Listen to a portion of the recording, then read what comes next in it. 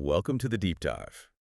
Today we are tackling a really crucial mission, I think. Mm-hmm. It's about dismantling that fragile ego we all struggle with sometimes and figuring out how to build, well, a more grounded confidence. Yeah, brick by small brick, as you said in the prep. Exactly.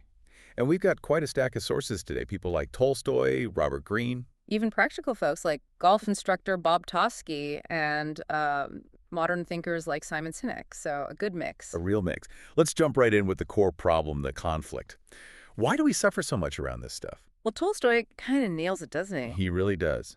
He asks, why do we take pride in things that are, and I'm quoting here, unnecessary or even harmful? Fame, power, and wealth. Right. We chase these Sure. external markers. Yeah, even when we sort of know intellectually that this pride is misplaced, it's the engine for our ego-driven suffering, isn't it? It totally is. It's like this short circuit in our thinking. The ego wants praise for things it didn't really earn or, things that are just temporary. And then when they disappear, or we don't get them. Exactly. Pain. It's inevitable. So our goal today really is to first unpack how that fragile ego works. Looking at things like comparison, Yeah. envy. Precisely. Those mechanisms. And then we want to pivot.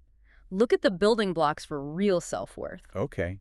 Finding that internal anchor. Yeah. Built through small, deliberate actions, not grand gestures. Okay, let's unpack that first mechanism then. Envy. Robert Greene calls it maybe the ugliest human emotion. It's potent. And we're not just talking jealousy, are we? Envy is more specific. Right. It's that feeling, that sensation that others have more of what we want. Possessions, maybe attention, respect.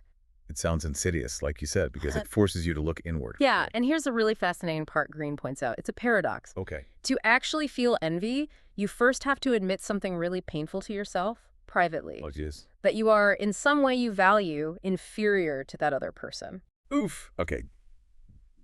Like admitting they succeeded where I failed, or they have the quality I wish I had. Exactly that. And that admission, well, it's agonizing for the ego. You can't handle that, can it? Feels like annihilation. Precisely. So because that pain is just too much, the ego immediately does this quick change. It disguises the feeling. Ah, so you don't call it envy. No, you call it something else, something that feels more justified, like unfairness. Or resentment or anger. Exactly. You shift the blame outwards. Suddenly the person who got the promotion, oh, they didn't really deserve it. Or the guy with the nice car must cheated somehow. That makes sense. It protects the ego in the moment. But it locks you in place. Right, you become a victim. Growth just stops. So if I find myself getting really angry or resentful when, say, a competitor gets a big win, Yeah. the sources are basically saying, hang on a second. Ask yourself, is this really about the situation being unfair? Or is it that I'm fighting the internal truth that they actually did better than me and something I care about? Wow. That's a tough pause to take. It is. It's the essential pause, though. And if you let that pride just keep shielding you, well, you end up exactly where Tolstoy warned. The proud person who seems important at first. Yeah, but because it's all based on external perception, not reality, it just dissolves. It can't last. And eventually they become, what was it? Only the object of jokes. Yeah. The inflated image just deflates when reality pushes back. It sounds like a really tight shrinking loop. Self-deception feeding itself. It is. And the sources link this directly to selfishness and being limited. A selfish person is always limited, partly because they're selfish. It's a circle. And their only comfort is, well, kind of tragic. Finding satisfaction by looking down. Yes. Right. Comparing themselves to an even worse scoundrel than himself. Right. Instead of looking inward or upward. Okay, so if that's the external trap, moving to the internal solution, it needs a big shift. Yeah. Starting with the mind itself. Right. And there's a warning here in the sources that's pretty stark. Which one? Control your thoughts. Negative thinking is almost 100% effective. Wow. Okay, 100% effective. That means every worry, every negative loop I get into. It's actively creating the suffering you're trying to avoid. It's not just a side effect, it's the cause. That's terrifying, actually, especially for overthinkers. It should be. So if the poison is that effective, the antidote needs to be just as deliberate. So if negative thoughts lock the ego down with fear. Then the solution has to be building that internal anchor we talked about. To really destroy envy at its root, you have to, quoting again, develop your sense of self-worth from internal standards and not incessant comparisons. Okay, simple to say. But how? If my whole life maybe has been built on comparisons, grades, job titles, likes on social media, how do you even start building internal standards without that external yardstick? Ah, well, that's the pivot. And it's painful. It requires facing the one thing the ego dreads most: Which is, humiliation. right. And we really need to sit with this for a moment because the sources insist on it. They say we will all experience humiliation. Humiliation is necessary in order to develop humility. Painful life lessons are the raw material for improvement. That wording is intense. Humiliation is necessary. We spend our whole lives trying to avoid it. Why frame it as required? Think about it from the ego's perspective. Humiliation, being proven wrong, failing in public, maybe getting corrected sharply, it feels like death to the ego. Yeah, total annihilation. It strips away that false front. Exactly. But if we can shift perspective, if we can see it not as annihilation, but as instruction. Then it becomes the raw material. Yes. Think about, say, an entrepreneur pours everything into a product launch and it just bombs, fails miserably. Okay. The ego screams, "I'm a failure," total collapse. But humility, which is fueled by that painful humiliation, says something different. What does it say? It says, okay, that specific strategy failed, and wow, now I have a ton of really specific, painful data on how not to do this next time. So the humiliation is like the fire that burns away the useless vanity. And leaves behind the actual, usable, practical truth. Exactly. And that learning from the painful failure, it gets internalized. It becomes your knowledge, an internal standard. Something that can't be taken away if someone else succeeds. Right. That's why the wisdom traditions always say things like, there is no wisdom in he who thinks that he is wise. Because if you think you know it all, You block yourself off from learning from those necessary humiliations. Humility isn't being weak, it's just accepting you're a student of reality. Always. Okay, so accept internal standards are the goal. Accept painful lessons will happen. Now, how do we actually start building real confidence? This is where Bob Toski comes in, right? Yeah. The golf instructor. Yeah, and his approach is fascinating because it kind of flips the usual script on mastery. The core idea being success breeds confidence, which feels backward. It does, because most of us wait until we feel confident before we try the big thing, like, I'll swing the driver when I feel ready to hit it 300 yards. Right. Procrastination via waiting for confidence. Exactly. Toski says, no, you have to engineer success first, even tiny successes. So he tells golfers to start. Where? Right at the edge of the cup. Just practice rattling balls into the hole to build confidence. Tiny putts, over and over. I can see how this applies to almost anything. Oh. Learning a language, starting a huge project, getting good at a tough skill at work. Totally applicable. We always want to start with the big flashy move, right? The long drive. That's the ego wanting that immediate external wow factor. Of course. Toski's method demands patience. You master the game backward, from the green back towards the tee, So nail the short putts first. flawlessly. Then maybe slightly longer putts, then chipping. You only move back to the longer, faster swings when the short game is absolutely solid. So every step up in complexity is built on this bedrock of remembered success. Yes, a reliable memory of success, not just hope. And this links the physical technique right back to the mental state. Toski emphasizes the details, even for the small stuff. He does. Align the putter, set the hands, align the body through the feet. He calls the hands and feet the sensors. The sensors we use to start the swing. Yeah. So if you think about your daily life as a swing, those sensors are your attention, your focus, your commitment. And they're constantly feeding back data on whether you're aligned or not. Are you really present in the small action? And the technique itself. It's not about aggression, is it? That seems key for fighting the ego. Absolutely crucial. Toski pushes for gentle persistence. Soft eyes and soft hands create a soft stroke. An ounce of touch beats a ton of brawn. Exactly. The energy needs to be directed, focused, not just forceful and violent. Okay, but hang on. In our culture, we hear so much about hustle, grind, the aggressive attack on goals. Doesn't telling people to use soft eyes sound kind of weak? Isn't greatness about overpowering things? That's a really fair challenge. I think the sources would argue that this softness isn't about being passive. It's about alignment. It's focused effort, not brute force. So Braun is trying to force a result, probably with a lot of tension. Yeah. While touch is getting maybe an even better result through perfect coordination, less wasted energy. The mantra sums it up, doesn't it? Feel the force. Don't force the feel. Right. The underlying potential, the force, is already there. You align with it. The ego tries to impose its own feel, its own will onto the situation through tension. So focused effort, born from that success-bred confidence, beats raw tension every time. That's the idea.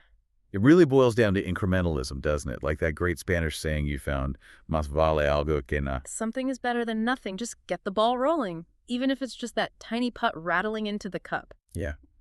Just start. And Simon Sinek gives us the bigger context for that. He says, average gives people something to work on. Great gives people something to work toward. Meaning? You have to be willing to be average first, willing to start at the edge of the cup, do the small, maybe unglamorous things consistently. That willingness to be average. Right. That's what lets you start the process. Exactly. It's the gateway to consistent behavior, which is the only path to actually achieving greatness. You can't jump straight there. Which brings us nicely to the next point. Behavior is what counts. Not beliefs, not intentions, not how entitled we feel. Right. Your beliefs don't make you a better person, your behavior does. It's like that old quote from Epictetus, right? Oh, yeah. If you wish to be a writer, write. Exactly. If you wish to be confident, act competently. Start small, but act. And this behavior has to ripple outward into how we treat others, especially when we need to be assertive. Yes, assertive kindness. Sharon Anthony Bauer has a great definition for this. What's the difference between being assertive and aggressive, according to her? It's not about how firm you are. It's about how our words and behaviors affect the rights and well-being of others. Ah, okay. So you can stand your ground. Absolutely. Hold your boundaries, maintain your internal standard, but do it without diminishing the other person. The sources really insist it is possible to be both assertive and kind. Which is exactly what someone with grounded confidence, not driven by ego, would naturally do, right? They don't need to put others down to feel okay. But what if we're still kind of stuck? Still battling comparison, maybe small vices or compulsions that come from that ego trap? Willpower alone often isn't enough. True. The sources suggest a more proactive cure: life design. Life design, how does that work? The goal is essentially to design a lifestyle in which you look forward to what you are doing more than you do your vice or compulsion. Okay, that's a practical challenge. So if my vice is, say, endlessly scrolling social media, comparing myself. Yeah, then you need to actively design things into your life, maybe meaningful work, a hobby you get lost in, acts of service, things that genuinely excite you more than that dopamine hit from the scrolling. Replacing a shallow drive with a deeper one. Exactly. Intentional fulfillment over passive consumption or comparison. And for this intentional action to really work against the ego, it needs purpose, right? Otherwise, the ego just tries to claim the fulfillment for itself. Absolutely. The key question to ask is, who is this for? Beyond just me. Yes.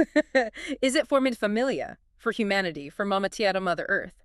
Grounding your actions in something bigger than your own need for validation, it just disarms the ego. Because if you're acting for, say, Mama Tierra, Then whether you personally succeed or fail on a given day, the mission is bigger than your reputation. The focus stays external, not on your fragile self-image. or acting for Mi Familia, that taps into a different kind of energy. A much deeper, often selfless well, which is why that really challenging Spanish saying hits so hard.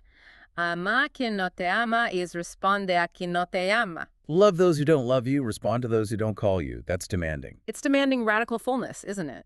Acting not out of need or expecting something back. But acting just because you have something to give, that's the ultimate grounded confidence. It really is. You give because you have it, not because you need proof your gift was received or valued. And even in simpler interactions, the sources remind us about basic acknowledgement as an antidote to ego clashes. Yeah, Dale Carnegie's point, a person's name. It's the sweetest and most important sound in any language to them. Just using it, acknowledging someone, recognizes their worth. Which, in turn, frees you from that constant, grinding need to prove your own worth against theirs.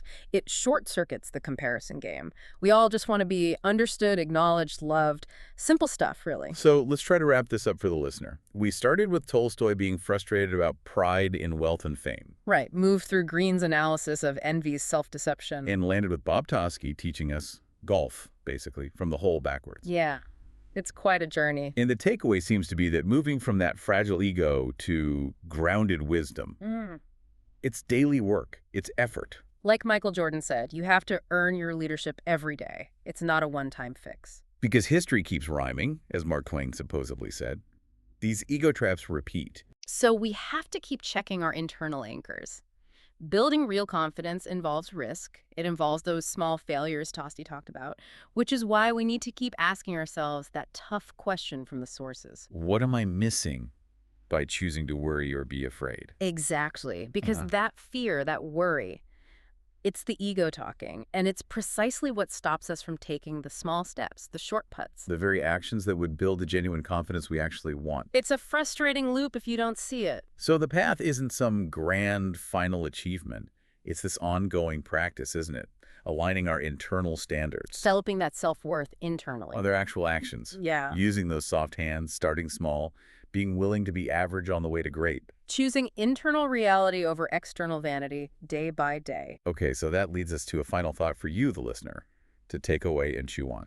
If we accept, as the sources strongly suggest, that painful life lessons, humiliations, failures are the necessary raw material for getting better, And we also accept that negative thinking is almost scarily effective, nearly 100%, at creating the suffering we dread. then the question becomes, how can you start using the wisdom of Toski's soft eyes when you face your own inevitable, immediate failures? Yeah, those small moments, the missed putt, the awkward comment, the minor setback at work. Instead of seeing them as proof of your deepest fears, confirming the ego's negative story, Can you view them with soft eyes, as immediate, necessary data points for realignment, not judgment, just data? that shift from harsh self-judgment to objective, soft-eyed learning that feels like the very heart of grounded wisdom.